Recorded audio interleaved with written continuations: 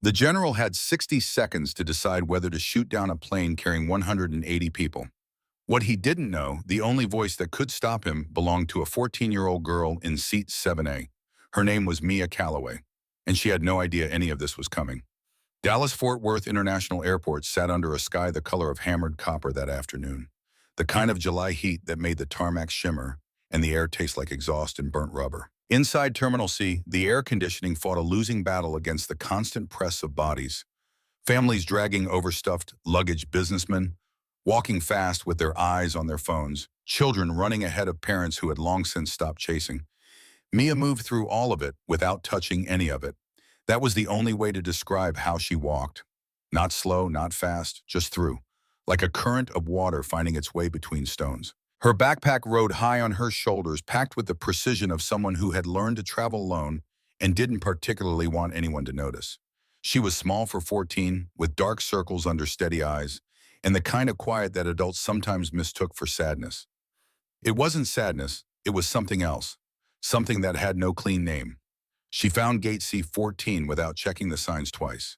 She already knew the gate. She had known the gate number since she booked the ticket 3 weeks ago, the same way she had known the flight number before she searched for it, because the flight number was the reason she had booked this particular departure on this particular day rather than the earlier one or the later one or any flight on any other carrier. Flight 219. She had been carrying the boarding pass since she printed it at home 3 days ago, not out of anxiety about losing it, out of something else, something she had not named out loud even to herself. A private acknowledgement of what the number on it meant and why she had searched the departure boards until she found a flight with that specific designation. Her father's last letter home, written from Langley 8 months before the Nevada training exercise, had described a flight he particularly loved.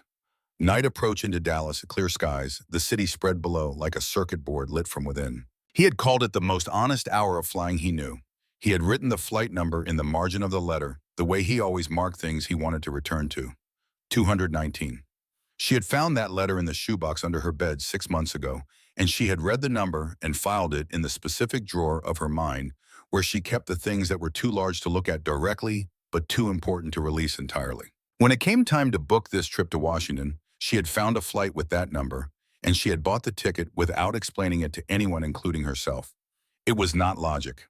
It was closer to the kind of decision made when reason and grief have been in the same room long enough that you can no longer tell which one is driving. She settled into a seat near the gate window and looked out at the tarmac. A ground crew was attaching the jet bridge to the aircraft, moving in the deliberate practice rhythm of people who had performed the same actions thousands of times. Beyond them, other aircraft taxied in the heat haze, their shapes soft and distorted by the rising air. She watched them the way other people watch sunsets. Inside her backpack, wrapped in a cotton shirt and laid flat along the bottom, was a leather flight jacket. She did not take it out in public. She rarely took it out at all, but she always knew exactly where it was. 2 years earlier, on a Tuesday morning in October, 2 officers had come to the door of their house in San Antonio. They were in their Class A uniforms, which meant it was official, which meant it was already too late for the kind of news that could be survived without permanent alteration. Mia's mother had opened the door. Mia had been standing in the kitchen, still holding a spoon from her cereal bowl, watching through the archway as one of the officers removed his cap and held it against his chest. She didn't hear the words. She didn't need to. She watched her mother's knees fold. She set the spoon carefully on the counter, and then she stood there, gripping the edge of the countertop with both hands, while the world she had known rearranged itself into a shape she did not recognize and could not refuse. Colonel James Calloway, United States Air Force call sign Falcon, 15 years of service, more commendations than the family wall had room for, had gone down during a training exercise over the Nevada desert. Mechanical failure, they said. No ejection, no recovery. A man who had flown F-22 Raptors through conditions that would have broken most pilots had died on an ordinary Tuesday morning in a training run. The Air Force called it a tragedy. The newspapers called him a hero. Mia's mother called it unbearable. Mia didn't call it anything. She stopped talking about it the way people stop touching a burn, not because they forget it's there, but because every contact makes it worse. What she did instead was carry the jacket. It had come back in a box with his personal effects from the base. Dark brown leather worn at the elbows, creased in the specific pattern of a man who had put it on and taken it off thousands of times. On the left chest above the breast pocket, Calloway in block letters. Below that, stitched in thread that had faded from gold to the color of old wheat, a single falcon in mid-dive. For 3 months after his death, she could not look at it. It hung on the back of her closet door, and she dressed each morning with her eyes turned away, the way you learn not to look directly at something that hurts. Then one night in January, she had a dream where she heard his voice. Not the voice of ceremonies or speeches. The voice he used in the garage on Saturday mornings, calm, specific, directed entirely at her. Clear calms save lives, Little Falcon. She woke at 2 in the morning and went to the closet and took the jacket down and pressed her face into the collar and breathed it in until her chest stopped aching enough to breathe normally. Engine oil first sharp and mechanical. Beneath it, the fading remnant of his presence, the specific combination she had never been able to separate into its components and had stopped trying. She just let it arrive. She didn't wear the jacket. She was too small, it hung off her like a tent's sleeves ending past her fingertips, shoulders sitting halfway down her upper arms, but she started carrying it. Everywhere she went, it went. This trip to Washington was no different. The call sign had its own origin. She had been 9 years old, curled on the couch in star-patterned pajamas, while her father sat beside her polishing his boots. A Saturday evening, the smell of boot polish and the sound of the football game playing low on television. She had asked him that night what it was like to fly. He had set down his boot and looked at her the way he looked at things he was thinking about seriously, and then he had smiled one of those rare, unguarded smiles that appeared only when he was fully at ease, which was less often than she wanted and more often than he managed most other places. It's like stepping through a door that only works one direction, he had said. Below the door is everything familiar. Above it, different rules. The ground doesn't own you anymore. You're free, but you're responsible for that freedom. Do you understand? She had nodded because she loved how his eyes lit up when he talked about the sky, and nodding kept him talking. Then he had leaned closer, lowering his voice as if about to share something classified. Every pilot earns a call sign, he had told her. Not chosen, earned. Mine is Falcon. Fast, sharp, impossible to shake. Shake once it's locked on. He had tapped her nose lightly. And you, little one, are my little Falcon. She had laughed until she nearly spilled her hot chocolate. But the name stuck. From that night forward, whenever he used it, it felt like a code, only they shared a bridge between the ordinary world of homework and chores and the extraordinary one he lived in when he was not with her. She whispered it to herself in moments when she was scared or alone. It made her feel less of both. The training in the garage had come later. She had been 10 when he first put the headset on her, sitting in the jump seat he had bolted to a wooden frame beside his flight simulator setup, 2 monitors, a set of rudder pedals, a throttle assembly. He had spent 3 months sourcing none of it military grade, but all of it specific enough to make the drills feel real. He had started her on the basics: phonetic alphabet, frequency notation, the structure of a proper radio call, who you're calling, who you are, where you are, what you need. 4 elements, always in that order, always concise. Most pilots talk too much on the radio, he had told her. They put in everything they're feeling instead of everything that's needed. In an emergency, nobody has time for what you're feeling. They have time for what you know. Those are different things, and you have to learn the difference before you need it. She had practiced until her calls were clean. Then he had made her practice until they were automatic. Then he had introduced simulated emergencies, engine loss system failure, controlled flight into instrument meteorological conditions, and made her run the calls under each scenario until the words came out steady regardless of what the screens were showing. Clear comms save lives, Little Falcon, he would say, when she finished a particularly difficult drill. Then again, she had laughed at the discipline of it sometimes. He had never laughed back. Not because he was stern, he wasn't, not in the way that word usually meant, but because he understood something she wouldn't understand for years, which was that the things most worth knowing were learned through repetition until they no longer required thought, and repetition was only pleasant when you had enough distance from the moment that would require what you were learning. He had not had that luxury. He had been teaching her for years what he would not be around to teach her in the crisis. He had just been too practical and too honest to tell her that was what he was doing. After his death, she had clung to the call sign the way you clung to the last warm thing when everything else had gone cold.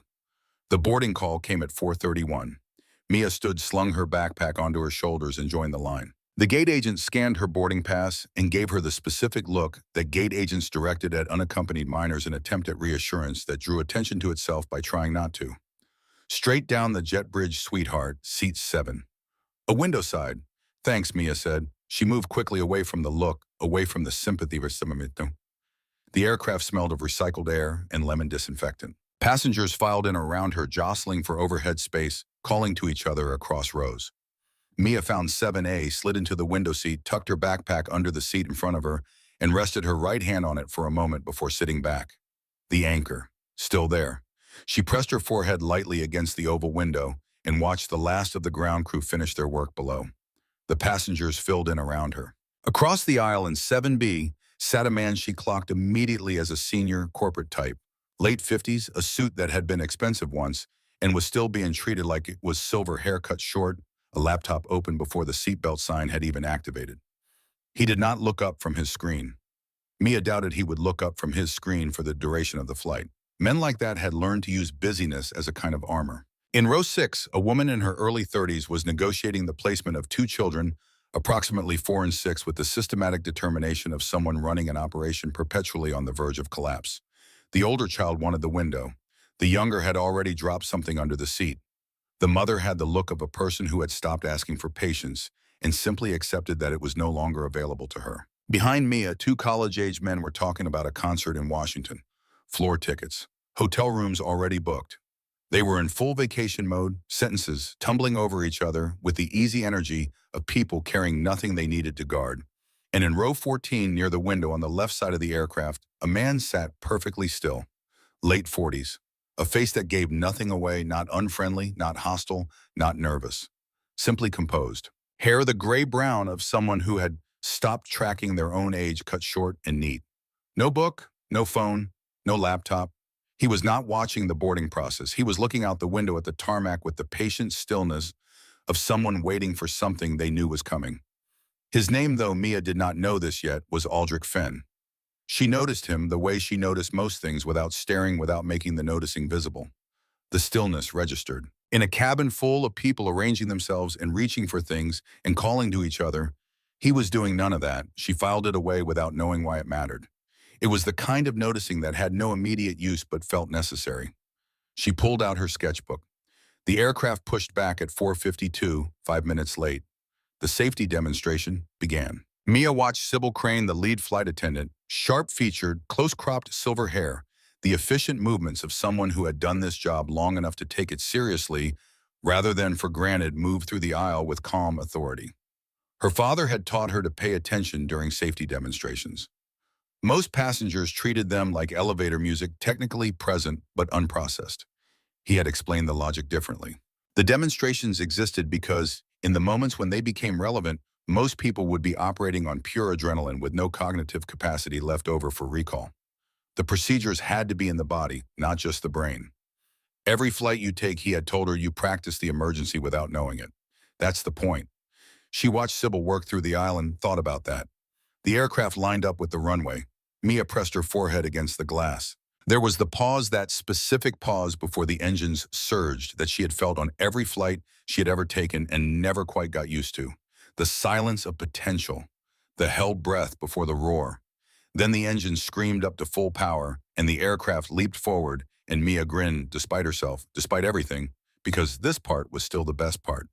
The vibration through the seat, the acceleration pressing her back, the ground blurring outside the window into streaked gray lines, the nose tilting up the rear wheels, lifting the earth, dropping away with a speed that always caught her off guard no matter how many times she had felt it. The city spread out below them, flattening into its own map. Highways becoming white threads. Buildings becoming clusters of pale squares. Higher than the clouds. The city gone. She exhaled slowly and opened her sketchbook. She drew the way she always drew on flights, aircraft, in motion, aircraft in context. An F-22 banking hard over a mountain range. A P-51 Mustang in tight formation against a sky stacked with clouds. An F-16 in a near vertical climb, the earth a distant curve below. Each pencil line both technical, study, and something she didn't have a name for. Her father had taught her to look at aircraft the way a carpenter looked at a well-made joint, not just functionally but structurally, as the expression of specific decisions made in response to specific problems. The swept wings of the Raptor weren't decorative. The stealth geometry wasn't aesthetic. Every line was an answer to a question. Understanding the questions was how you understood the machine. She had loved those lessons. She had taken 4 notebooks of notes in the garage on Saturday mornings and hidden them in her room because she was a 14-year-old girl who drew fighter jets in her spare time and that was already complicated enough socially without the notebooks. She still had them in the shoebox under her bed, along with his flight logs and the letters he had sent home from overseas and the photographs from Nellis when he was 26 and looked like a person who hadn't yet learned what it cost to be responsible for other people's lives. She drew for an hour without looking up. Then she set down her pencil and opened the main compartment of her backpack. She didn't take out the jacket. She just touched it. The leather was warm from being enclosed in the bag. She ran 2 fingers along the collar, felt the worn softness of it, the slight roughness where the stitching of his name crossed the chest. Breathed in through the open compartment. Let it arrive the way it always arrived, the smell of machine and man, inseparable, specific, irreplaceable. She zipped the bag closed. The anchor was there. At cruising altitude somewhere over the middle distance between Texas and the eastern seaboard, the flight had settled into its characteristic rhythm. In the cockpit, that rhythm had already broken. Captain Breck Harlow was a 23-year veteran with more than 18,000 logged hours across commercial aviation, and before that, a decade in naval aviation. He was not a man who alarmed easily. He had calibrated responses to calibrated stimuli. That was what the years built in you if you let them build correctly, which was why the readings on his secondary communication panel troubled him in a way he could not immediately categorize. The primary comms had developed an intermittent fault at 34,000 feet. Not unusual. These systems generated maintenance flags regularly and most resolved without intervention. He had flagged it to First Officer Owen Schraft and moved on. Then the backup system developed the same fault. 15 minutes later, same error signature. He tapped the panel with 2 fingers, an old habit that accomplished nothing mechanically but helped him think. You didn't often see primary and backup systems fail with the same signature within a 15-minute window. You especially didn't see it at altitude in clear weather with no environmental factors to explain it. He looked at Schraft. Run full diagnostics, he said. Schraft was 29, 3 years out of a regional carrier, still in the phase of his career, where he watched experienced captains closely without appearing to. He pulled up the diagnostic interface and began working through the system tree methodically. They were over Arkansas. The sky outside the cockpit was a deep polished blue. Below, invisible through cloud cover, the land moved from the red clay of eastern Texas into the dense forests of the Ozarks. The diagnostic results came back. Schraft looked at them for several seconds without speaking. Then he said, "I need you to look at this." Harlow leaned across. The fault wasn't random. Random faults generated scatter pattern errors, different subsystems failing in different sequences, error codes distributed across the fault tree in ways that reflected cascading organic failure. What the diagnostic was showing them was the opposite. The errors were distributed with a mathematical regularity. Primary comms down, backup comms down, satellite uplink degraded, emergency channels showing interference, all of it moving in the same direction, all of it consistent with a single external source. "This isn't a mechanical fault," Schraft said. His voice was even. He was proud of that later when he had time to think about it. "Someone is blocking us," he said. Harlow sat back in his seat. He had run emergency communication loss procedures dozens of times in simulation and twice in actual flight, both times from lightning strikes that had taken out systems temporarily. He knew what that looked like. He knew what organic system failure looked like. He had never sat in a cockpit and heard his first officer tell him that someone was deliberately silencing the aircraft. In approximately 40 minutes, they would be entering the airspace around Washington, D.C., the most restricted airspace in the United States. If they couldn't restore communications before that threshold, air traffic control would note their approach as an unresponsive aircraft. The notation would go up the chain. It would reach the North American Aerospace Defense Command, and NORAD had protocols for unresponsive aircraft approaching the capital. Every commercial pilot who flew the Eastern Corridor knew those protocols. "Get comms back," Harlow told Schraft. "Every method, every channel. Keep trying." He keyed the interphone to the forward galley. "Sybil," he said, "I need you to come forward." In the cabin, no one yet knew that anything was wrong. That particular ignorance would last approximately 11 more minutes. Mia Calloway had stopped drawing. She wasn't sure exactly when. Something about the atmosphere of the cabin had shifted in a way she hadn't consciously identified, but had registered somewhere below conscious thought. She had her earbuds in, but had paused her music several minutes ago without taking them out. A small strategic habit she had developed. Earbuds in meant adults didn't try to talk to you. No music meant you could hear. She watched the galley area without appearing to watch it. Sybil Crane had been to the forward galley twice in the last 10 minutes. 3 times the ordinary frequency for a lead flight attendant on a smooth flight at cruise altitude. Both times she returned with the carefully maintained expression of a person whose job required them to look calmer than they felt.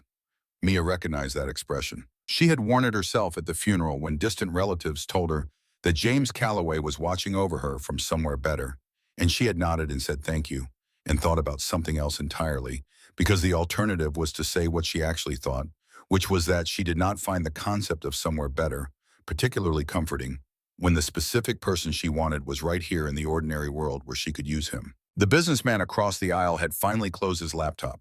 He wasn't looking at anything in particular, just staring at the seat back in front of him with the unfocused gaze of a man whose thoughts had turned inward. From row 14, Aldrich Fenn had not moved, still not looking at anything, still perfectly composed, still doing the nothing she had noticed at boarding, but with a quality she could articulate now. It was not the stillness of a relaxed person. It was the stillness of a person managing themselves with deliberate care, the stillness of waiting. Mia reached down and put her hand on her backpack, not for the jacket, just for the weight of it. Then she looked out the window, and there far behind them, but growing she saw them. 2 points of light against the blue moving with the purposeful speed that commercial aircraft did not move with. Coming from below and behind, rising to their altitude, closing the distance between them with a geometry that was not coincidental. She knew what she was looking at. She had drawn them hundreds of times. F-22 Raptors. Her heart hit the back of her sternum once hard, then steadied. She looked away from the window before anyone around her looked up. She reached down and put her hand on her backpack. His voice arrived in her head, in the register she knew better than any other sound in the world, calm and specific, and directed entirely at her. Clear comms save lives, Little Falcon. She closed her eyes for exactly 1 second. Then she opened them and started thinking. The Raptors came up alongside Flight 219 at 5:47 p.m., and for a moment the sight of them was simply beautiful. That was the thing nobody talked about afterward. Before the fear set in, before the understanding of what their presence meant worked its way through the cabin, there was a suspended instant in which two of the most extraordinary machines human beings had ever built appeared outside the windows at 34,000 feet, close enough to see the rivets in their fuselage panels, close enough to read the identification numbers stenciled beneath their cockpits. The collective response of the passengers was not panic, but something closer to awe. Then the understanding arrived. The man in 7B closed his laptop. The mother in row 6 pulled both children against her body with the grip of a person who had decided that distance from her children was no longer acceptable under any circumstances. The 2 college students behind Mia went completely silent for the first time since Dallas. Someone 3 rows back said quietly, "Those are military jets." Someone else said, "Why are there military jets?" A woman near the rear of the cabin began calling someone on her phone, then held the device away from her ear and stared at it when the call didn't connect. The seatbelt sign remained lit. No announcement came. Mia watched the nearer Raptor, the one off the left wing, slightly forward of their position, and identified it without effort. F-22A. The angular lines she had drawn so many times that her hand knew them from muscle memory. The flat, faceted surfaces designed to scatter radar return. The twin vertical stabilizers canted inward at the specific angle she could have quoted. It was sitting approximately 300 feet off their wingtip, matching their speed precisely. Whoever was flying it was very good. She could see the pilot's helmet through the canopy. She looked away from the window before the businessman across the aisle looked over. She put her hands flat on her thighs and thought clearly about what she knew and what she needed. What she knew: the aircraft had lost communications. Not a recoverable system error. Whatever had silenced Flight 219 had done so completely across multiple redundant systems in a pattern that did not occur by accident. She had heard the exchange between Sybil Crane and the other attendants. She had seen Sybil's face when she came back from the forward galley the second time. What she needed: a way to transmit. The primary system was down. The backup was down. The in-flight phone system had been cutting out since Arkansas. But every commercial aircraft above a certain age carried one additional piece of communication hardware that most passengers never thought about, and most crew members only remembered when everything else had failed. An auxiliary radio panel installed in the forward service station near the galley, accessible to crew, designed for exactly the circumstance in which every other option had been exhausted. Her father had shown her one once, on a ground tour in Phoenix when she was 11.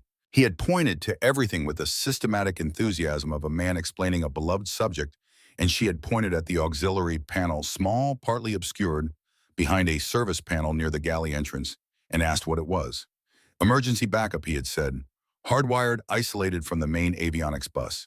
If every other way of talking fails, that one's still there. And if you ever need to reach someone in the sky and you don't know their frequency, you go to 121.5. Everybody listens to 121.5. Military, civilian, everyone. The whole sky is always paying attention to that channel. She had nodded and moved on to look at something else. She had not thought about it again until now. She unbuckled her seatbelt. Sybil Crane was moving up the aisle toward the front when Mia stepped into it. They nearly collided. Sybil caught herself on the seat back and looked down at Mia with the expression of a person dealing with one complication too many. Mia said quietly and quickly, "I know about the auxiliary radio panel in the forward service station. I can operate it. My father was Air Force. He taught me communications protocol. I can talk to those jets." Sybil looked at her. Whatever she had been about to say disappeared from her face, replaced by something that was not quite belief, but was the first loosening of the certainty that belief was impossible. She looked at the locked cockpit door. She looked at the Raptor visible through the window of row 5. She looked back at Mia. "How old are you?" she said. 14. The silence between them lasted 4 seconds. Then Sybil put her hand on Mia's shoulder, turned her toward the forward galley and said quietly, "Come with me." The forward galley was narrow and metallic, smelling of coffee and recycled warmth. Sybil pulled back the service panel, and the auxiliary radio unit was there exactly as Mia had expected.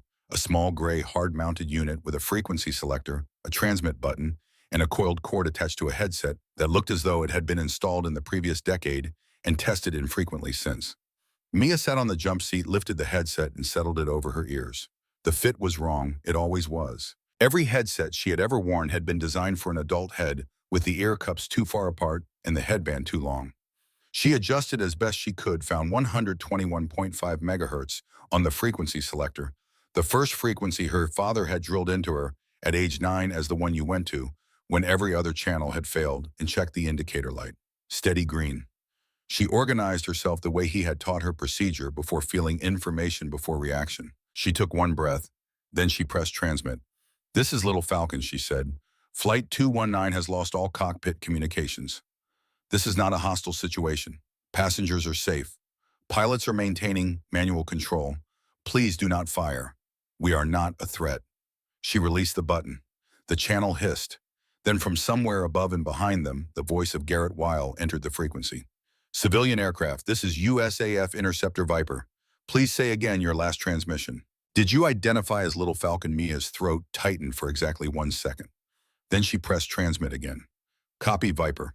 This is Little Falcon, Flight 219. We have complete communications failure across all primary and backup systems. Pilots are flying manually on filed flight plan. All 180 souls on board are safe and uninjured. We are requesting escort, not intercept. Please advise." She let go of the button. Sybil Crane was standing in the galley entrance, one hand on the bulkhead, watching with an expression that had moved well past skepticism into something that looked unexpectedly like relief. In the cabin, word had spread that someone was on the radio. The murmur behind her shifted the particular attention sound of people who have been frightened and have just encountered the possibility that something is being done about it. She waited. In the cockpit of the F-22 designated Viper, Garrett Weil processed what he had just heard.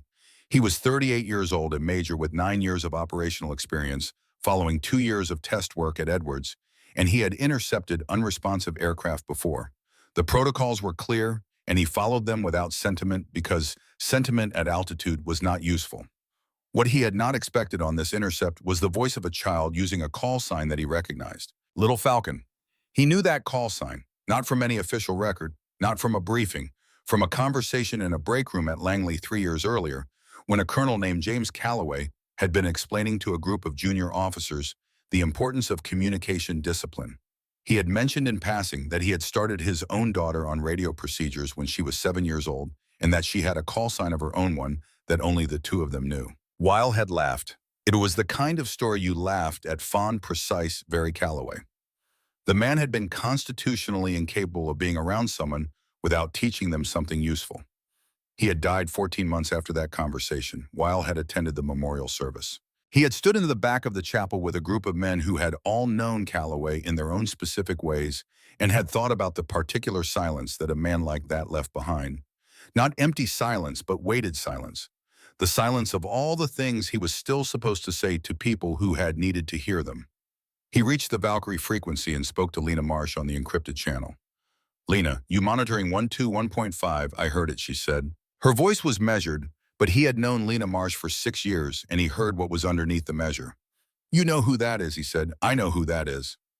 A pause. He looked out through his canopy at the silver fuselage of Flight 219, enormous and unhurried against the blue, and thought about a colonel who had talked about call signs in a break room and been dead 14 months later. "There's something else," Marsh said. He waited. "When I was a lieutenant," she said, "second year. We were doing a joint exercise out of Holloman. I got into an unrecoverable spin at 11,000 feet. My systems were showing conflicting data, and I made the wrong call on my recovery input, and I was out of altitude before I understood what had happened." She stopped. Wiles said nothing. He had not heard this story before. "Calloway was on my wing," Marsh said. "He aborted his assigned target acquisition to come in under me and talk me through a manual recovery. He stayed on my wing until I had the aircraft under control, and we were both at safe altitude. He never raised his voice once. He just talked me through it step by step like it was a training drill and not a situation where both of us could have ended up in the desert." Outside Wiles' canopy, the cloud deck far below them drifted slowly past. "He got a formal review for it," Marsh said. "Abandoning assigned objective during an exercise. It went into his record. He never complained about it, never mentioned it, never acted like I owed him anything. He went back to the debrief and explained his decision-making in 4 sentences, and then stopped talking about it entirely. He never told anyone," Wiles said. "He told me once," Marsh said. "He said, 'Lena, duty has ranks, and I know which one was higher that morning.' And that was the only time it ever came up between us." Wiles absorbed this. He looked at the track of Flight 219. He thought about James Calloway's daughter in the forward galley of that aircraft reaching across 34,000 feet of open air with the words her father had put into her years before she would ever need them. He thought about the specific quality of the voice he had heard on 121.5. Not just trained, decided. There was a difference between a person who had learned to do something and a person who had decided to do it, and the difference was audible if you had been around enough people at the edge of their ability to recognize it. He thought about Calloway in the break room telling the story about his daughter and the headset with the specific kind of pride that did not require an audience. Most men Wiles had known in his career talked about their children when they wanted to be seen as human. Calloway had talked about his daughter when he wanted to be understood. The distinction had registered at the time. He understood it better now. He switched back to 1.5. "Little Falcon, this is Viper. We need to confirm identity. What was your father's full name and rank?" In the galley, Mia heard the question and felt the quality of it, not purely procedural, not hostile, something in the spacing of the words. She pressed transmit. "Colonel James Calloway," she said. "United States Air Force. Call sign Falcon. He flew F-22s out of Langley. He died 2 years ago in a training accident over Nevada." She let go of the button. The channel was quiet for 5 seconds. Then Wiles said, "Copy that, Little Falcon. Stand by."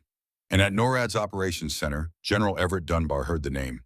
He had been standing at the center console for 20 minutes watching Flight 219's track running through his options in the disciplined way that his position required. When Wiles relayed the confirmation, "Colonel James Calloway's daughter is aboard, sir," she made radio contact. She used his call sign. Dunbar did not move for a moment. The operations floor continued around him. Voices calling data, screens updating, the machinery of air defense turning on its ordinary axis. Calloway. He knew that name the way you knew the name of something you had tried to put down and found you were still carrying. He had signed the training exercise authorization 2 years ago on a Tuesday morning.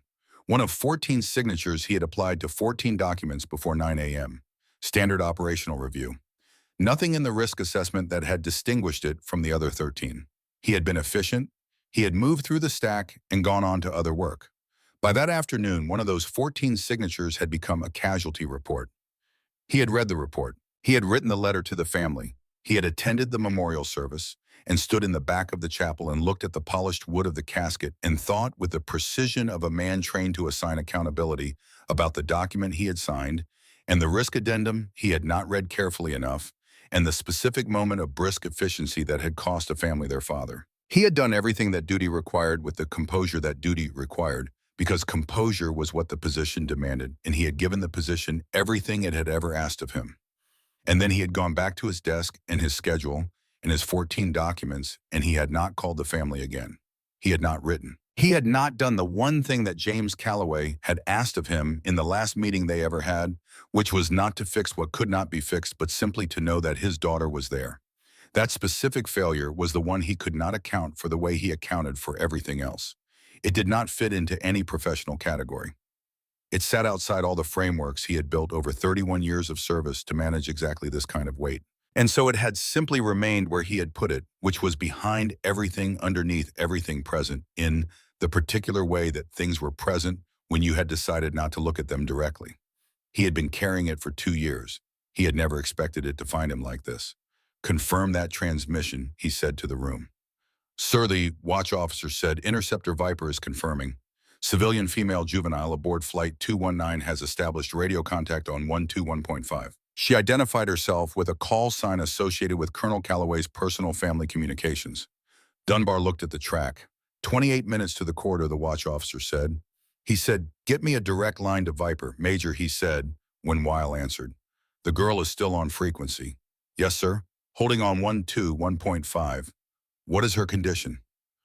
Weil looked at the aircraft beside him. He thought about the voice he had heard. Clear, controlled. Frightened, somewhere underneath undoubtedly, but managing it by focusing on procedure rather than on fear. "She's solid, sir," he said. "She knows what she's doing." "Hold your current position," Dunbar said. "Do not escalate. I'm extending the decision window." "Sir, the corridor threshold." "I know where the threshold is, Major." "Maintain escort. That is my order." "Yes, sir." The line clicked. Weil looked across at Marsh's Raptor a quarter-mile off his right wing. "He extended," he said. "Extended means he's not sure," Marsh said. "Extended means he's not ready to be sure. That's better than nothing." He switched back to 1.5. "Little Falcon, you're doing good. Stay on frequency. We're going to need information about what's happening aboard that aircraft." In the forward galley, Mia heard the space between Weil's words and understood that there was a clock running somewhere she couldn't see. She pressed transmit. "Viper. I need to speak to whoever is making the decision about this aircraft, the person on the ground." "Can you make that happen? Stand by, Little Falcon," he said. From the cabin, Sybil Crane leaned forward near Mia's ear. "There's something happening in row 14, she said quietly. "The man in 16 is moving." Mia looked up.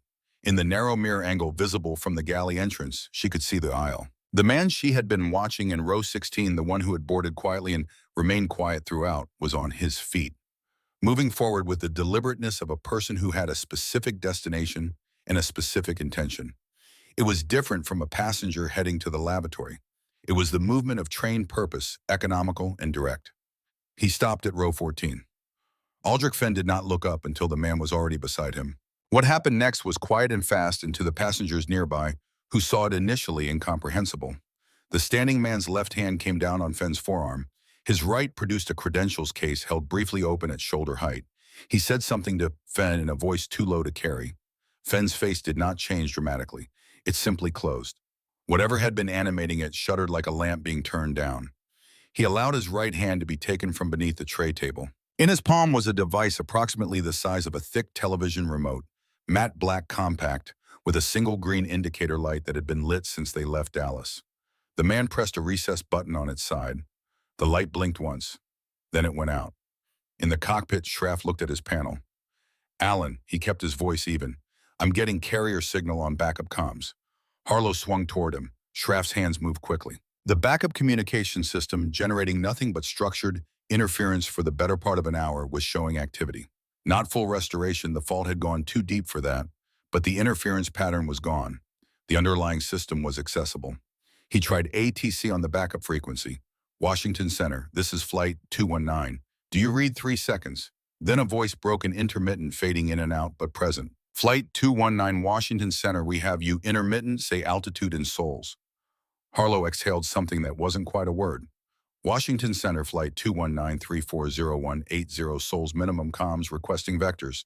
Dulles. The response was fragmentary, but there. They were not deaf anymore, not fully functional, but no longer talking into a void. In the cabin, Harlow's voice came through the intercom for the first time since the crisis began. Careful, steady, the voice of a man who had decided what to say and was saying it without embellishment. "Ladies and gentlemen, this is your captain. We experienced a significant communications difficulty over the past hour. I want to assure you that the aircraft is flying normally, and we are in contact with air traffic control. We are being escorted by military aircraft as a standard precautionary measure. We anticipate a normal landing at Dulles in approximately 30 minutes. Please remain seated with your seatbelts fastened. In the forward galley, Mia heard the collective exhalation behind her, the drop in tension that the announcement produced. People crying with relief. Someone saying thank God. The mother in row 6 speaking to her children in a voice that had dropped all its operational efficiency and become just a mother's voice. Mia kept the headset on, because she had heard what Harlow had not said. He had said minimum comms. He had said intermittent. He had not said the problem was resolved because it wasn't. The device that had been taken from Fenn had stopped generating interference, but the damage it had done to the communication systems was structural. The backup unit was degraded. The primary was still down. What they had was a thread, not a rope, and she was not ready to put the headset down. Viper, she said, be advised. Our comms are partially restored, but systems remain degraded. Not full capability. Pilots are maintaining manual control. Copy that, Little Falcon. Good work. Keep the channel open. She sat back in the jump seat. Through the galley porthole, she could see the Raptor off the left wing, still there, still steady silver and patient in the late afternoon light. She found herself looking at the cockpit, at the dark glass of the canopy behind which she knew Weil was sitting, and she thought about the fact that he had recognized her call sign. That somewhere in the ordinary movements of his career, her father had left a mark specific enough that 3 years later, and 34,000 feet up, 2 words had landed on him with weight. Her father had done that everywhere he went. She had learned this at the funeral, the number of people who came the range of them, each one carrying a specific moment when James Calloway had done something particular. She had stood at the reception in a dress slightly too formal and slightly too large, and listened to these stories with the bewildered half-attention of a 12-year-old, simultaneously trying not to come apart, and had thought he was a whole other person to all of you. A person I didn't know. She had not resented it. She had just been surprised by the size of him, by how much more there was than she had seen. She was still discovering it. The intercom from the cockpit crackled. Mia. Harlow's voice direct to the galley. I need you to stay available. We've got something developing. She pressed the interphone. What kind of something, she said. A pause that contained information. Our stabilizer trim is showing a secondary fault, Harlow said. It started 3 minutes ago. It's progressing. She straightened. What's the rate, she said. Too fast. We're going to lose authority on the horizontal stabilizer in approximately 8 to 10 minutes if I can't arrest it. Can you bypass through the manual trim wheels? Tried it? Different fault. It's not the servos. It's the feedback loop between the trim system and the autopilot interface. I've got Schraft isolating it now, but I need more time than I have. How much time do you need? 10 minutes minimum. I have 8. She looked at the headset. She put it back on. Viper, she said, we have a new problem. She heard the shift in Weil's attention through the compression of the signal. Go ahead, Little Falcon. Our stabilizer system is developing a secondary fault. Pilots estimate 8 minutes before they lose pitch control authority. They are working the problem. If the aircraft starts behaving erratically, it is not hostile maneuvering. It is a mechanical emergency. Please relay to your command. She heard Weil transmit to Marsh. Then he came back. Copy that, Little Falcon. Relaying now. How are you holding up? She thought about whether to answer honestly. I'm okay, she said. A pause. Your father told me once. Weil said that the best thing you could do for a formation in trouble was stay on frequency and keep your voice steady. He said the decision to do that had to be made before the moment arrived, because in the moment, there was no time to make it. He said the pilots who survived difficult situations were the ones who had already decided what kind of pilot they were going to be. She held the transmit button without speaking for a moment. Then copy Viper. Standing by. At NORAD, the secondary fault report hit Dunbar Station at the same moment his watch officer announced the attitude anomaly. He looked at the track. 22 minutes to the corridor. The aircraft was not flying threateningly. It was flying like a sick plane. He had seen both. He knew the difference. But the corridor did not make distinctions between reasons. His watch officer was watching him. 2 fighters at Andrews are asking for updated status, she said. Rules of engagement are still active. He knew that. He had written some of those rules. He said 22 minutes is enough time. We work the problem. Do not escalate. Sir, if pitch control is compromised, then we help them fix it. He reached for the direct frequency to Viper. Major, get me on frequency with Little Falcon. A pause, half a second, longer than purely procedural. Yes, sir, Weil said. In the forward galley, Mia heard the channel change tone. Then a voice she had not heard before, older than Wiles, carefully controlled with something beneath the control that was working hard to hold its shape.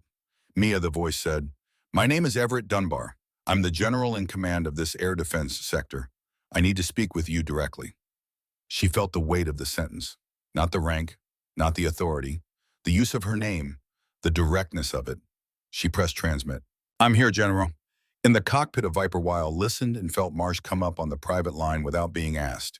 "He's talking to her himself," Marsh said. "Yeah, that doesn't happen," she said. "I know." He watched the attitude trace of Flight 219 on his HUD, still stable for now. The Raptor held its position off the right wing with the patience of a machine that had no preference about outcomes. "What do you think he's saying?" Marsh said. "What he should have said 2 years ago," Weil said. A pause. "You think she can hold it together?" she said. He thought about the voice he had heard on 121.5. The steadiness of it, the procedural clarity, the specific absence of panic that was different from the absence of feeling. You could hear that she was frightened. But the fear was organized. It was in its lane doing exactly what trained fear did, which was stay out of the way and let the task happen. "I think Weil said that she already has." On the frequency, the exchange between Dunbar and Mia continued, and in the operations center below them, the blue arc on the screen kept moving northeast, carrying 180 people, in one conversation that none of the protocols had accounted for through the clean air of the eastern corridor. Then everything changed again. The stabilizer fault returned at 6:03 p.m. Not the same fault, deeper. The manual trim wheels that Schraft had been working to establish control over began cycling in a pattern that Harlow recognized immediately as feedback, collapsed the system, correcting its own corrections, amplifying error instead of reducing it. The aircraft's nose began a subtle downward pitch that the instruments confirmed before the body felt it. Not subtle for long. Harlow's voice through the interphone was the flattest Mia had heard it all afternoon. "Mia, we have a second fault. Different system. I need you on frequency right now." The seatbelt sign came on. The cabin felt the pitch change and the sounds behind her shifted from uneasy to frightened. The younger child in row 6 made a sharp sound that the mother immediately moved to contain. A man further back said something she couldn't hear over the rising noise. The businessman from 7B stood and then sat again, gripping both armrests. Sybil Crane's voice came through the cabin with clean authority, cutting above the noise with the specific certainty of a professional who has decided that this is the moment and this is the job and there is no acceptable alternative to doing it. "Ladies and gentlemen, please remain in your seats and keep your seatbelts fastened. We are working through a technical situation and our crew is handling it." Mia picked up the headset. "Viper," she said. "New problem. Stabilizer fault has returned different failure mode. Pilots are responding. This is not hostile maneuvering. Do not engage." Wiles' acknowledgement came back immediately. "Copy, Little Falcon. I see your attitude deviation." Marsh, call it from the left. "Confirm Valkyrie. Nose low." "What's your rate?" Mia pressed the interphone to the cockpit. Harlow gave her the numbers. She transmitted them. At NORAD, the watch officer looked at Dunbar. "Sir, new attitude anomaly. 13 minutes to the corridor." Dunbar looked at the track. He had been in the middle of a conversation with Mia that he had not finished. He had said the beginning of the thing he should have said 2 years ago, and the crisis had interrupted it, and now the crisis had gotten worse. He looked at the track for 2 seconds. "Get me back on frequency with Little Falcon," he said. And in the forward galley, above the sounds of a frightened cabin and the cycling of a failing stabilizer and the specific quality of silence that precedes decisions that cannot be unmade, Mia Calloway pressed transmit and held the thread of the only connection standing between 180 people and the protocols waiting at the edge of the corridor. 13 minutes. She had what she had. She would use it. 13 minutes. Mia sat with that number the way you sat with a diagnosis, turning it over, measuring it against what you knew, trying to determine whether it was enough. The aircraft's nose had stabilized at a 2-degree downward pitch that Harlow was correcting manually, fighting the trim system's feedback loop with the slow patience of someone engaged in genuine physical labor. Schraft was calling readings and making trim inputs. Mia was relaying to Weil. Weil was calling altitude deviations from outside. The 3 aircraft were locked together in an improvised system that worked because everyone in it had decided it was going to work and was not entertaining alternatives. Dunbar's voice came on the frequency. "Mia, still there, still here," she said. "Good. I owe you the rest of what I started to say. And I'm going to say it now because I don't know what the next 13 minutes hold, and some things have been waiting too long already." She pressed transmit. "Go ahead, General. I signed in the training exercise Authorization 2 years ago, he said. On the same morning, I signed 13 other documents. I was moving through a stack efficiently, and I did not read the risk addendum on that exercise carefully enough. I saw the standard language and moved on. By that afternoon, it was a casualty report. The operations floor at NORAD was audible in her imagination only abstractly, a room full of screens and voices doing their jobs around a general who was currently doing something that was not in any job description she had ever heard of. I wrote the family letter, he said. I attended the memorial. I did everything that protocol required. And then I had a bomb in a schedule, and I told myself that calling you would not have changed anything that happened, that there was nothing useful I could offer. Both of those things were true. Neither of them was the real reason I didn't call. She waited. The real reason, he said, was that calling you would have required me to say his name out loud to someone who loved him. And I was not prepared to do that without also saying this, which I was not ready to say. She thought about 2 years of silence, 2 years of carrying a jacket, 2 years of a phone that did not ring from the numbers that might have known something, 2 years of learning to be the kind of person who didn't need the phone to ring because needing things that didn't come was a specific kind of pain she had decided not to live inside. She pressed transmit. Why now, she said. Because he said your father asked me to look after you. He came to see me the week before that exercise. He sat down across my desk and told me he had a daughter, which I knew. And then he asked me one thing. He said, sir, if something ever happens to me, I want someone who understood what I was trying to do to know she's there, not to take care of her. She won't need that, just to know she's there. The channel held the silence between them. You didn't, she said. No, I didn't. And I have no explanation that is adequate. But I am here now. And looking after you, it turns out, means telling you the truth, because that is what he would have done. She organized what she felt, not suppressed, not set aside, just placed in order so it could be dealt with in sequence after. She pressed transmit. General, she said, I heard you. When this is over, we are going to have a longer conversation. But right now, I need you to help me fix this stabilizer. A pause. Then in a different register, the general's register, the one built for problems that had solutions. What have your pilots tried? She pressed the interphone to Harlow. He gave her the technical summary in 6 sentences. She relayed it to Dunbar in 4. Dunbar was quiet for 3 seconds. Tell them to cut the autopilot interface entirely, he said. Manual trim is preferable to fighting feedback collapse. I'll have Viper and Valkyrie tighten their formation and call altitude deviations from outside. Your pilots use you as relay. It's slower than standard, but it works. She pressed the interphone. Harlow listened without interrupting. Tell him we'll try it. Give us 30 seconds. She transmitted. Wiles' acknowledgement came back immediately. Copy. Tightening formation. Marsh, you've got the left wing. Copy, Valkyrie. On your left, Little Falcon. The aircraft shuddered once a single hard tremor that rolled through the entire structure, deeper than turbulence, the shudder of a system disconnecting from itself. In the cabin behind her, Mia heard the surge of alarmed voices, a child crying sharply, then Sybil Crane's voice cutting through with clean authority present and certain, holding the cabin together by the specific force of a professional who had decided that holding it together was what she was going to do. Then the shudder stopped. Schraff said, manual trim responding, I have pitch authority. In the cockpit, Harlow exhaled once. On the frequency, Wiles' voice arrived measured and certain. Little Falcon, I'm reading stabilization on your attitude trace. You're at 342 holding. Call it Valkyrie, left wing confirmed, Marsh said. Steady, good flying. Mia released the transmit button. She sat back in the jump seat. She did not allow herself to feel what the last 14 minutes had cost her. Not yet. There was a runway waiting at the end of what remained, and the runway required the same focus the last 14 minutes had required, and she was not going to spend that focus on herself until there was nothing left that needed it. But she allowed herself to look out the porthole. The Raptor off the left wing held its position in the gathering dark. The sun had gone below the horizon to the west, and the sky had shifted from amber to violet, to the first deep blue of early night.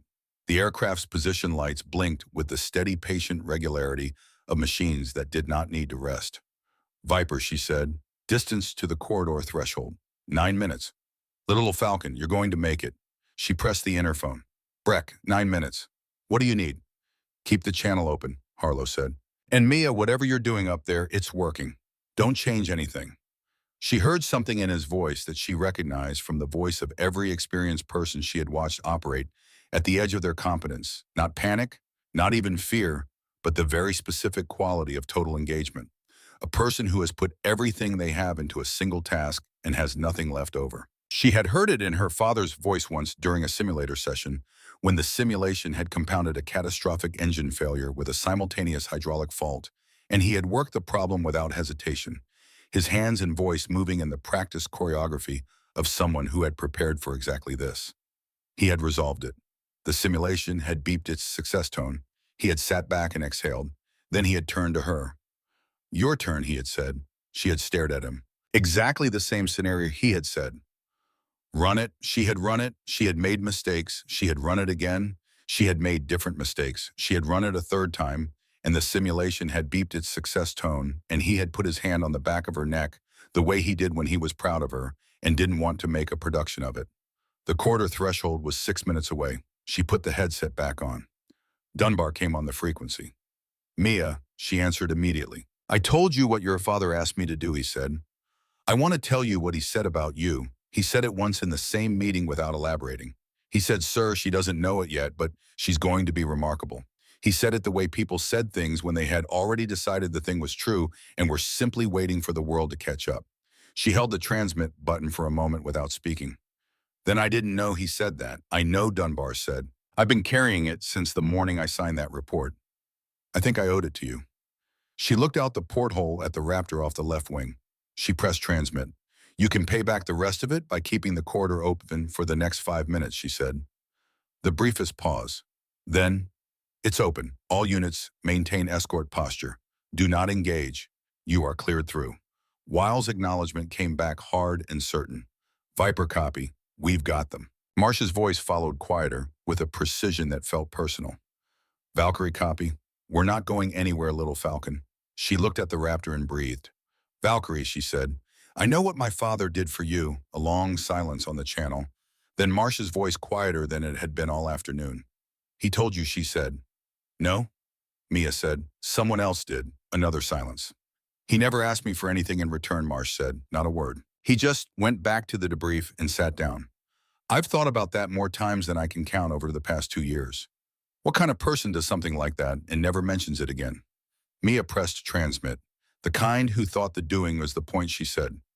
Marsh did not respond for a moment.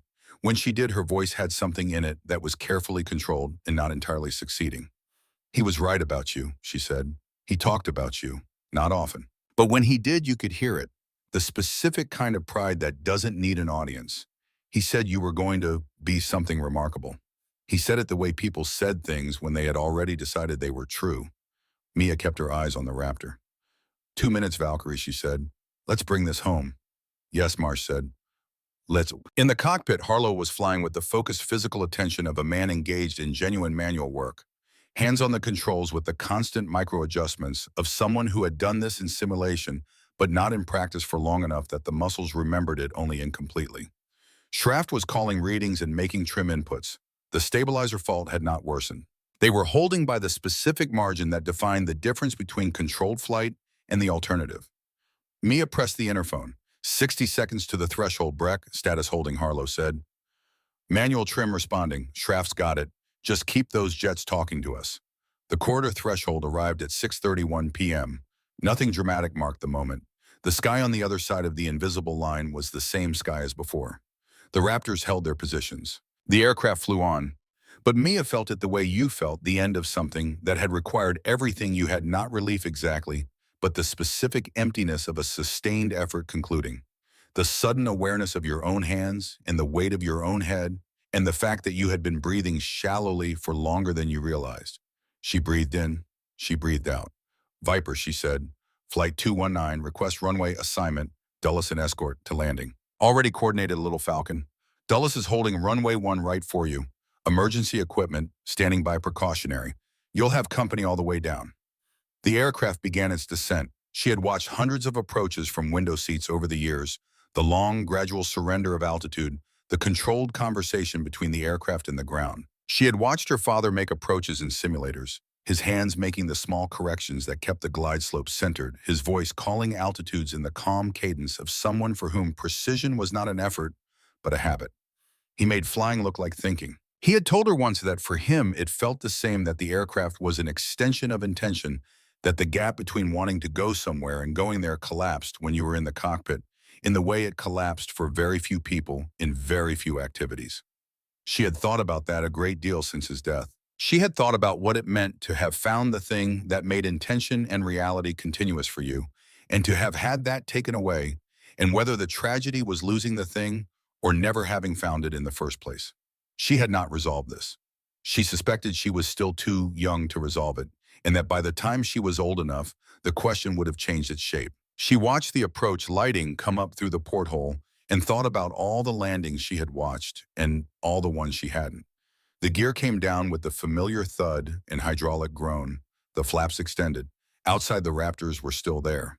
They had moved back slightly to give clearance for the approach, no longer off the wingtips, but visible behind and above their position, lights blinking in the darkness, with the steady, patient regularity of machines that had no preference about outcomes, and were therefore in this specific moment easier to trust than any of the humans involved. 500 feet, 300, 100. The runway lights came up on both sides of the porthole in two parallel rivers of white, and she felt the specific moment when the aircraft stopped flying and started rolling, the main gear touching with a firmness that sent a shudder through the entire airframe. The nose wheel coming down, a beat later, the reverse thrust roaring, the deceleration pressing her forward in the jump seat. The aircraft slowed, turned off the runway, stopped. For a moment there was nothing. Just the sound of the engines spooling down and the vents and the residual sounds of a machine that had done what it was meant to do and was now resting. Then the cabin came apart. Not in the way things came apart in emergencies, but in the way things came apart when emergencies ended. The release of it. 180 people who had been holding themselves together for the better part of 2 hours and had reached the moment when holding was no longer necessary. She heard it through the galley bulkhead, crying, laughing, people saying the names of other people in the way you said names when you were grateful that the names still applied to someone living. The mother in row 6, her voice dropped of all its operational efficiency, just a mother's voice speaking to her children with a rawness that had nothing managed about it. The businessman from 7B, making a sound he probably hadn't made in front of another human being in a long time, the sound of a man whose composure had served him faithfully for decades and had just reached its limit and given way to something older than composure. The two college students from behind Mia were standing in the aisle, arms around each other, saying nothing, which was a significant departure from their conversational approach to the entire preceding flight. The older of the two children in row 6 was asking his mother with the relentless empirical curiosity of a 6-year-old why everyone was crying if everything was okay, and the mother was trying to explain the concept of relief tears through her own relief tears, which was not going well but was somehow exactly right. Sybil Crane stood in the galley entrance and pressed both hands flat against her own face for a moment. Then she straightened. She smoothed her jacket. She walked into the cabin to do her job, moving through the rows with the steady presence of someone who understood that people needed to be seen and spoken to before they needed to be moved, and who was willing to take the time that required. Mia took the headset off. She sat in the jump seat with the headset in her lap and looked at her hands. They were steady. She was surprised by this. She had expected them to be shaking, but they were just her hands, looking the same as they always did, doing nothing remarkable. She set the headset on the auxiliary panel. She stood up. She reached down and lifted her backpack. She opened the main compartment. The jacket was there. She lifted it out and held it with both hands, feeling the weight of it, the specific density of worn leather in years. She had carried it for 2 years and had touched it thousands of times, but she had never put it on. Putting it on had felt like a line she wasn't ready to cross, a commitment to something she couldn't name. She put it on. It was too large. It was always going to be too large.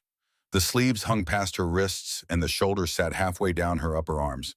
She stood in the forward galley of Flight 219 in her father's jacket and breathed in, engine oil first. Beneath it, the fading remnant of his presence, that specific combination she had spent 2 years trying to hold on to and had felt each time slipping further from recoverable. Tonight it was different. There was something in it she had not been able to reach before. Something that the altitude or the hours or the specific weight of what the evening had cost her had finally made accessible. It was not cologne. It was not oil. It was the air itself, 34,000 feet of it pressed into the leather over 15 years of flight, the thin, cold, clean air of the altitude he had lived in more fully than he had ever lived at ground level. She understood for the first time that she had been carrying that altitude with her for 2 years. She had just been waiting for the moment when she could breathe it in fully. She reached into the left breast pocket. Nothing. She checked the right breast pocket. Nothing. She was about to stop when her fingers found the interior breast pocket, The one inside the jacket against the lining, small and closed by a snap she had never known was there because she had never worn the jacket before and had never reached inside it. The snap opened. Her fingers touched paper. She went very still. She took out the envelope.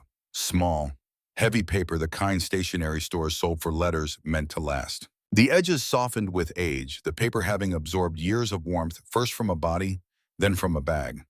The flap was sealed. On the front, in her father's handwriting, the particular print script hybrid he used when he wanted something to be legible and also personal, the handwriting she had seen on 1,000 sticky notes and in the margins of books and on birthday cards going back to before she could read for Mia. Only if the sky calls your name. She stood in the galley holding the envelope, while outside the aircraft the emergency vehicles moved into position at a respectful distance, and the Raptors taxied somewhere behind them, and the sounds of the cabin were the sounds of people returning slowly to the ordinary world.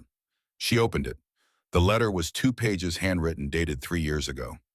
Before the Nevada training exercise.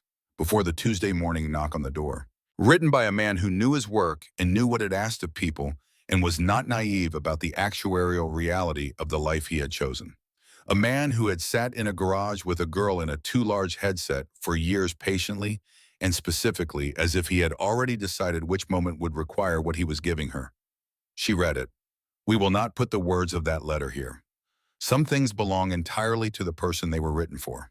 But when she folded the pages and put them back in the envelope and held it against her chest with both hands, her face had changed in a way that the few people who saw it in that moment would carry with them for a long time. It was not grief, and it was not relief, and it was not joy. It was something that contained all of those things and was larger than any of them individually. It was the look of a person who has received something they had been missing without knowing exactly what the shape of the missing was, and who now knows and can feel the specific dimensions of it for the first time, and understands that having the shape of a thing is different from having the thing, but is also, in its own way, a form of having. The cockpit door opened. Harlow came out. He looked wrung out in the specific way that followed genuine physical effort. Not just tired, but emptied, the kind of tired that sleep could fix but would take time. He looked at Mia standing in the galley in the jacket holding the envelope against her chest, and his face did a complicated thing that he did not try to simplify. He said, "You doing all right?" She said, "Yes." He looked at her for a moment longer. He said, "What you did tonight, I've been flying for 23 years. I've never seen anything like it." She didn't know what to say to that, so she said, "My father taught me." Harlow nodded slowly. "I know," he said. "I could tell." He looked at the jacket, at the faded thread above her left breast, and then he looked at her face, and then he went back into the cockpit and closed the door quietly, giving her the only thing he had left to give, which was privacy. The forward door of the aircraft opened. The jet bridge connected. Passengers filed past the galley entrance, and most of them looked in as they passed. Some of them said things. The mother from row 6 stopped entirely and looked at Mia with an expression that she seemed to be trying to condense into whatever a face had room for, which wasn't enough for what she wanted to express. And eventually she took one of Mia's hands in both of hers and held it for a moment without speaking, and then moved on, herding her children ahead of her into the jet bridge. The businessman from 7B stopped and said simply, "Thank you," in the voice of a man who had spent his professional life conducting transactions and had just encountered something that was not one and did not know what other words applied. One of the college students from behind her stopped and said that was the most, and then stopped himself, shook his head, and went on because some things outran the language of 22. Aldrich Fenn was escorted off the aircraft by Marshal Denton Greer and 2 additional federal officers who had met the plane at the gate. He walked past the galley entrance without looking in. Mia watched him go. She thought about what his small green light had cost. She knew this would be resolved in courts and hearings and official proceedings that would take months and would not feel like enough when they were done. That was for later. Right now there was a terminal waiting and a phone full of messages and a mother who had been told that something was wrong and had not yet been told that it was over. She picked up her backpack. She walked down the jet bridge. The terminal was full of federal agents and airline officials and the orchestrated chaos of a major incident response, but a corridor had been kept clear for the disembarking passengers, and at the end of it, in the broader space of the concourse, Mia emerged into the particular light of a public space at night, flat, overhead fluorescence and backlit retail signage, and the ordinary human noise of an airport that had been holding its breath for 2 hours and was cautiously beginning to breathe again. 2 people were waiting at the end of the corridor, still in their flight suits, helmets held in the crooks of their arms. They had landed their aircraft and come directly here, still carrying the smell and posture of the cockpits they had just left, which made them look slightly out of place in the terminal environment and absolutely correct in every other sense. Garrett Weil, Lena Marsh. Weil crouched down when he saw her bringing himself to her level. He looked at the jacket first, at the faded thread above the left breast, at the name in block letters. He looked at it the way people looked at things that required a moment of recognition before the next thing could happen. Then he looked at her face. He said, "I've been thinking about what I was going to say to you since we landed. I had something prepared, something about your father and duty and legacy." He stopped. He shook his head slightly. He said none of it was right, so I'll just say this. When I was 26 years old and new and terrified and working very hard not to show it, your father sat across a briefing table from me and told me that courage wasn't the absence of fear. It was the decision made in advance about what you were going to do when the fear arrived. He said the decision had to be made before the moment because, in the moment, there was no time to make it. He looked at her steadily. "You made that decision a long time ago," he said. "You just didn't know it until tonight." She looked at him. She said, "I just did what he taught me." "That's all any of us ever do," Weil said. Marsh stepped forward. She was taller than Weil, sharp-featured, with the particular economy of movement of someone who had been through enough to know what was worth spending energy on. She looked at the jacket, and Mia watched her recognize it, watched the recognition cross her face and be processed and accepted with a slight tightening of the jaw. "He was right about you," Marsh said, quietly, like something being confirmed rather than said for the first time. "I'd like to know more about him," Mia said. "Things I didn't know. Will you tell me?" Weil looked at Marsh. Marsh looked at Weil. "We'll tell you everything," Marsh said. "Good," Mia said. She tucked the envelope deeper into the breast pocket of the jacket against the lining where it had been for 3 years. She pressed it flat against her chest with one hand. She looked at her phone, her mother's name on the screen 16 times. She pressed call. It rang twice, and then her mother's voice arrived raw with the specific terror of a parent who has been told that something is wrong and has not yet been told that it is over. "I'm here, Mom," Mia said. "I'm on the ground. I'm okay." She walked through the terminal. The jacket hung from her shoulders. Too large always would be, but hers, on her, and that was different from carrying it. She understood the difference now in a way she had not understood it when she stepped onto the aircraft that afternoon. Carrying something was one kind of relationship. Wearing it was another. One was about preservation. The other was about continuation. She was doing something different now. She was continuing. Behind her, somewhere outside the walls of the terminal, 2 F-22 Raptors sat on the tarmac under the airport lights, their engines cooling in the summer night. Their wings had dipped once as they taxied past the terminal windows, a gesture so brief that most of the ground crew didn't register it. The passengers who were watching did. Inside a secure facility nearby, General Everett Dunbar sat at a desk and began writing a letter to the Calloway family. Not the official kind. Not the kind that protocol required. The kind that honesty required and that 2 years of silence had made necessary.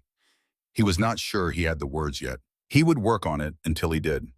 Captain Breck Harlow and First Officer Owen Schraft remained in the cockpit long after the passengers had disembarked, going through the shutdown checklist in the particular silence of two people who had been through something together that would take a while to fully process. They did not talk about it that night. They would eventually, but not yet. Sybil Crane walked through the empty cabin after everyone else had left, picking up the debris of a flight that had been many things, and resettled herself by doing the small, methodical tasks that her training had given her for exactly this kind of moment. She found a sketchbook in the seat pocket of 7A. On the open page was a drawing of a falcon in mid-dive pencil lines that were not quite perfect, but that had something in them she had not seen in a drawing before. She closed the book and put it in the lost and found. She hoped the girl would come back for it. She suspected she would. In the overhead lights of the concourse, Mia walked with her phone to her ear and her mother's voice in the earpiece and the envelope pressed against her chest through the worn leather of her father's jacket. She passed the departures board without looking at it. She passed the duty-free shops and the coffee kiosks and the tired families and the businessmen walking fast with their eyes on their phones. She walked through all of it. At the terminal exit, she paused, one hand on the door. Above her, through the glass wall of the terminal roof, the Virginia sky was full of stars. She looked up. She thought about a man who had described late light at altitude as the best argument he knew of for the existence of something larger than the sum of the visible world. She thought about him sitting across a general's desk a week before a Tuesday morning in October, asking for one thing and meaning it with everything he had. She thought about a garage and a headset too large for her head, and a voice that had been putting words into her since she was 7 years old, patiently and specifically, as if he had already decided which moment would require them, and had spent every Saturday morning between then and the moment he left, making sure she would have them when it arrived. She thought about the letter in her pocket, the 2 pages of his handwriting, telling her the things he had known about her before she knew them about herself. The things that parents knew about their children, that children spent years catching up to. The things that a father wrote down 3 years before they became necessary and hid in the lining of a jacket he wore to the sky and back, trusting that one day she would put it on and find them.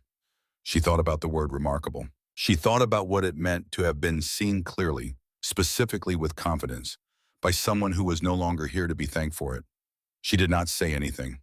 Some things don't need to be transmitted, they just need to be received. She pushed open the door and walked out into the warm Virginia night. The smell of jet fuel from somewhere across the field. The distant sound of another aircraft on approach, its lights blinking in a slow, patient rhythm against the dark. She stopped. She looked up at those lights. She watched them until they disappeared below the tree line, descending toward their runway coming home. Then she walked on. In her pocket against her chest, the letter. In the stitching above her heart, in faded thread, the color of old wheat, a falcon in mid-dive. She kept walking. Postscript Flight 219 landed safely at Washington Dulles at 6:47 p.m. on a Wednesday in July. All 180 passengers and crew disembarked without injury. Aldrich Fenn was arrested and charged under federal statutes relating to interference with aircraft communications and attempted sabotage. His trial lasted 11 days. Marshal Denton Greer received a commendation from the Department of Homeland Security. He declined to speak to the press. Major Garrett Weil and Captain Lena Marsh received the Air Force Commendation Medal for their conduct during the intercept. At the ceremony, Weil declined to speak. Marsh spoke for both of them. She kept it to 3 sentences. General Everett Dunbar submitted his letter to the Callaway family 14 days after the incident. He received a reply 3 weeks later. The reply was 2 paragraphs. He has read it more times than he has told anyone. Captain Breck Harlow returned to duty 6 weeks after a required post-incident review. He has not discussed the flight publicly. He has been asked many times. Sybil Crane was named Employee of the Year by the airline. She thanked her crew and said that the credit belonged to a passenger she was not at liberty to identify. Everyone in the room knew who she meant. Mia Calloway returned to San Antonio the following morning. She did not give interviews. She did not seek recognition. She went back to school in September and sat in the back row of her classes and looked out the window when she thought no one was watching, and sometimes when she knew they were, because she had stopped caring about being invisible and had not yet decided what she wanted to be instead. She was working on it. She applied to the United States Air Force Academy at age 17. In the space on the application that asked for a personal statement, she wrote about a garage and a headset and a voice that told her 10 times in a row on a Saturday morning to repeat after him. She wrote about what it meant to carry something and what it meant to wear it. She wrote about the difference between preservation and continuation. She did not write about Flight 219. Some things you keep. The admissions office confirmed that she was accepted. Whether she knew she would be, whether she had made that decision in advance before the moment arrived, is something only she can answer, and she has not been asked the right question yet.